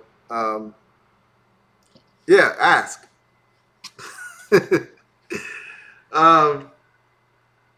Reese says, OJ Howard to the Bucks at 19, Lou. I still can't believe it. I was iffy at first, but you told me I should be pumped, and you were right. Hey, look, man, you had no business getting OJ last year. But like I said, 3 receivers going in the top 10 allowed a lot of teams to get some stuff that they had no business getting their hands on. So, and you were one of the benefactors and beneficiaries of that. So was I. I mean, I had no business getting my hands on Jonathan Allen at 17. The Saints had no business getting their hands on Marshawn Lattimore. I think it was at 11. But that's what happens when teams reach early in the draft, and other teams are able to benefit. So we'll see what happens this year. But some teams are going to benefit from 4 quarterbacks going in the top 10. Clean Senpai says, is there any chance Panthers get Anthony Miller in the second? I don't think so. He's been gaining a lot of steam of late. I've been hearing a lot of people talking up Anthony Miller as an early second-round pick. At one point, he was looked at as potentially a third-round guy. But since – and it's crazy, his pro day wasn't even that impressive. I heard he dropped the rock at his pro day. He ran 4.54, I think, something like that. It's not like he went out and killed it at his pro day. But the tape doesn't lie, man. The eye in the sky don't lie. The dude is a monster. And I don't think you can get him in the second where the Panthers sit in the draft. But, again, as I always say, stranger things have happened. So we'll see. Tristan and Isolt says, what do you see as the Vikings' best option when pick 30 comes around? I know you've proposed trading out, but if they stand pat. I talked about this on the podcast. If you didn't listen to my last episode, I had a Vikings fan on who also doubles as a tremendous draft analyst from the site climbingthepocket.com. And so my man Jay Reed is outstanding. If you haven't checked out that pod episode, you might want to do that. We talked about the Vikings quite a bit because he's a Vikings fan, in addition to talking about the draft a ton. So if you haven't checked out episode 9, I believe it was, of the podcast, you need to do that. Speaking of which, though, we talked about the 30th pick overall. And he talked about offensive guard being a position of need for the Vikings, and that being an option at 30 if they were to trade out. Obviously, a position I think people are sleeping on. And it's not the biggest need in the world, but we know how Mike Zimmer, we know how he does. He loves his corners. And he's been hanging on to 787-year-old Terrence Newman forever. Terrence finally got his walking papers this year. And so he trusts Terrence. Obviously more than Mackenzie Alexander, who, I don't like. And Rhodes is a beast, but we think that the Michigan State corner is good, or at least okay, Trey Wayans, but we're not sure. But that's irrelevant. You still could use another corner. So a Mike Hughes, if he's available, makes a lot of sense at 30, but at the end of the day, guard, I think, is the most logical position for the Vikings if they were to stand pat at 30. So we will see. Nick Rod, what's up? Nick at Night, man. It seems like it's been forever since we talked, man. It was good with you. It says so many cornerbacks in this draft. You can't go wrong with Josh Jackson. He is a bad man, but I really love Jair Alexander, man. That man has the cockiness and confidence you want in a cornerback. Absolutely. It's been referred to as swag. That man has it in spades. So, yeah. Someone's going to get themselves a really confident football player. Borderline cocky. You got to love it. They call it, I forgot what they call it. Like athletic arrogance. That's what they call it. Athletic arrogance. You have to have it. If you're a great player, you have to have athletic arrogance. If you don't possess that, then the likelihood of you being a great player is greatly reduced. So he's well on his way.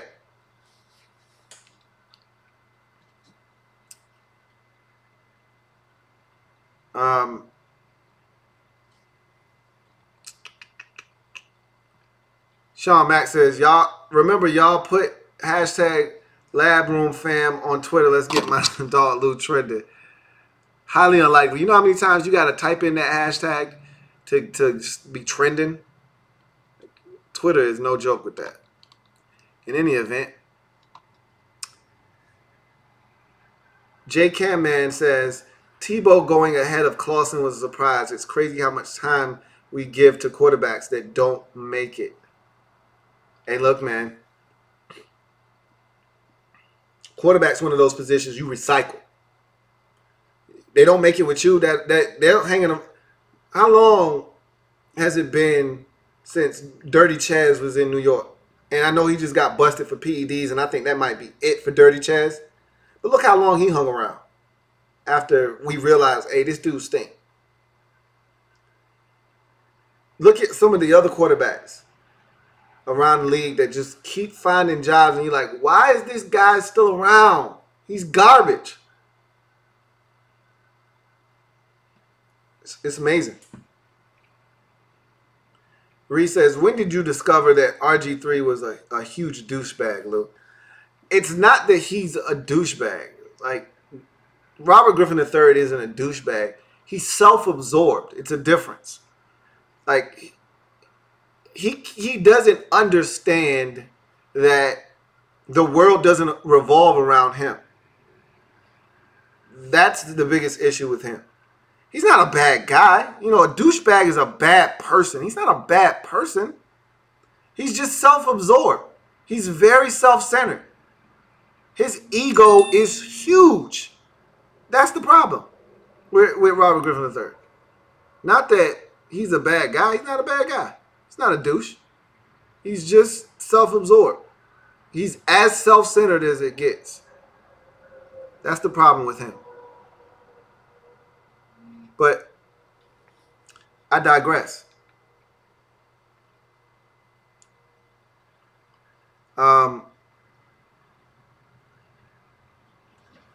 Let's see. Nick Riley says, no way my Vikings pass on Wynn if he is on the board. Just a perfect fit. Not buying the labrum as a big issue, but a great player that people sleep on is Marcus Allen. Talking about the safety out of Penn State, I believe Marcus Allen is. He didn't have a good pro day. Because I was really high on him. His combine wasn't great. His pro day wasn't great. And I got to watch some more tape on him. But I thought he would test better than what he did. In any event, I wonder if that's why Wynn was starting to slide a little bit. So he's got a labrum issue. Because, man, early on in the process, he was another one of those guys. Early on in the process, dude was blowing up.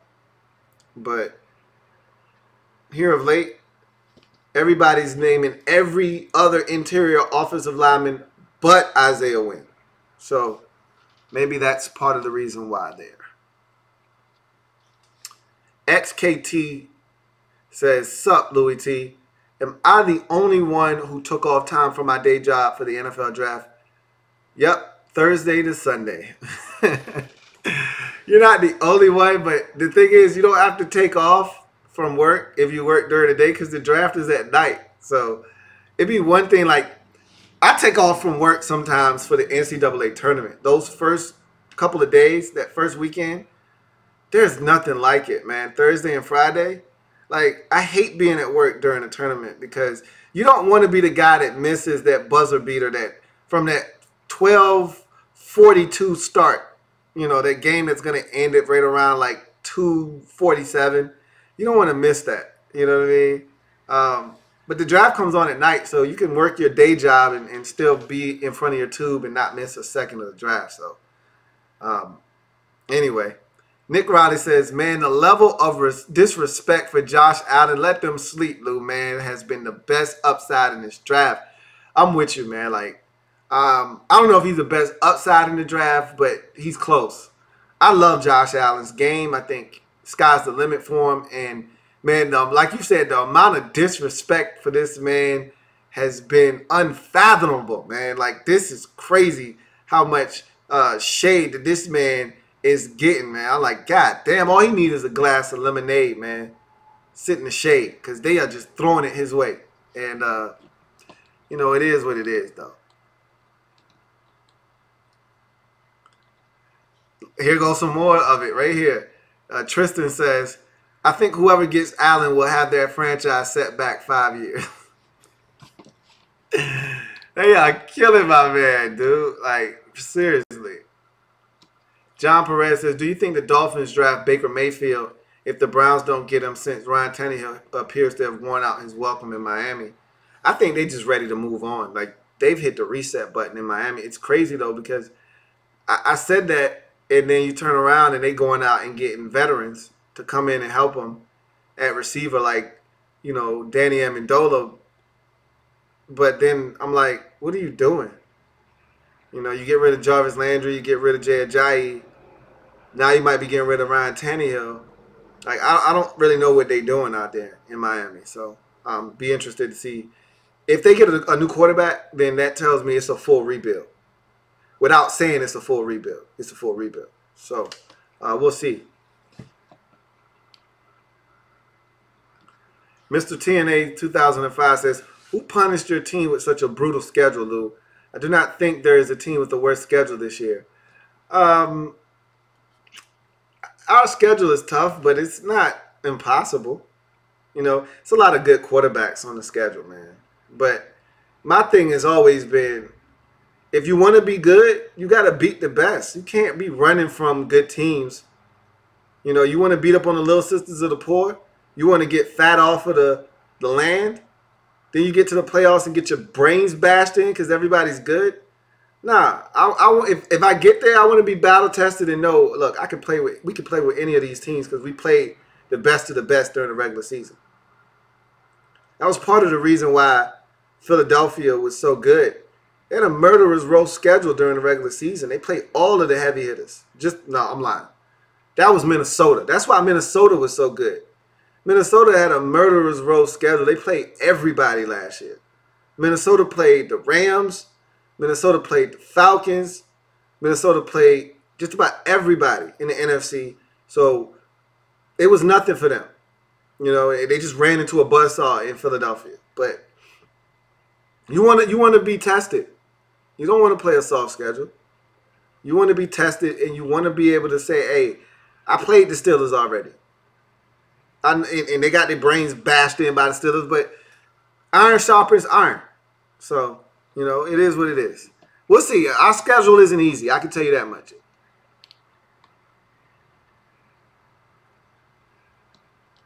Vlad Tepes says, speaking of Payne, a report came out today saying Payne is a top guy for the Falcons this year. Would he be a good fit in Atlanta? Yes, he would.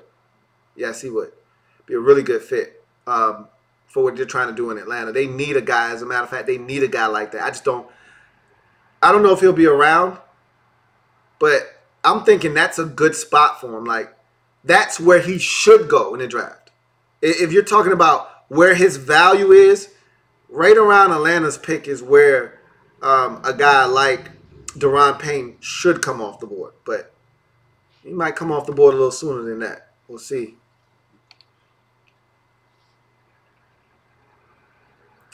Mr. TNA 2005 says, what would be the perfect first three draft players for your team?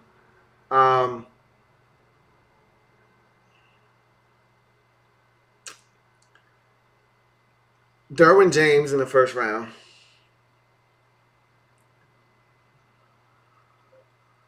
Sony Michel, Rashad Penny, I guess Ronald Jones in the third round. Somebody with some speed in the second round, I should say. And then the fourth round, we don't have a third round pick. Fourth round, interior offensive lineman.